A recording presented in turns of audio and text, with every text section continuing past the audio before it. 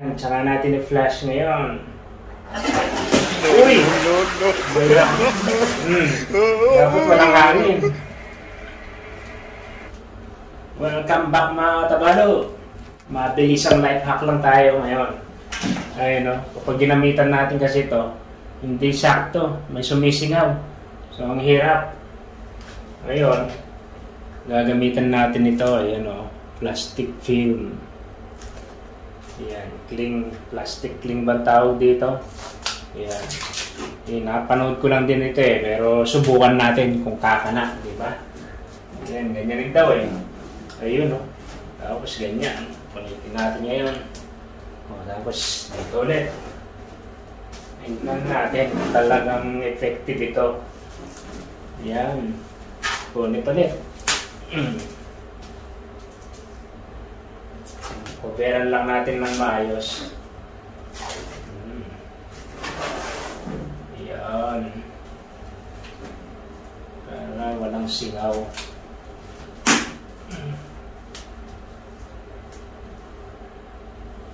Dapat walang sisingaw dyan Tapos dito, yan.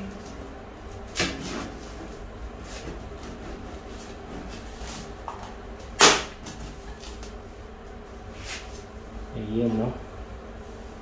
Wala na kaya sisingaw yan. Isa pa, para sure ball. Yan.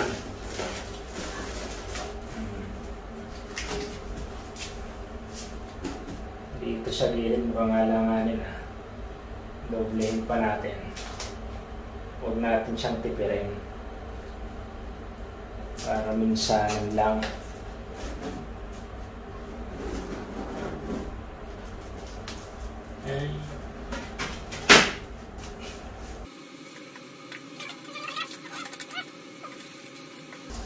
Ayan, ganyan yung napanood ko mga katabalo Tsaka natin i-flash ngayon. Uy! Dapat walang hangin. Ang dami yung hangin dito. Umangat. Wrong. Alisin natin ito para mas... Ano ba alisin ito? Yan. Para mas matakpan natin ng maayos ito. Naku, nakaano pala siya Nasa natin, hindi kakapit yan pagka hindi nga kumatak ng maayos.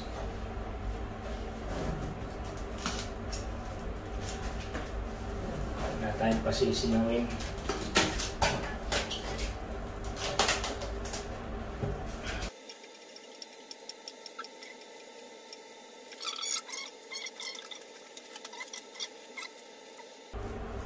Ngayon ang gagawin ko, press ko na lang dito para walang sisingaw.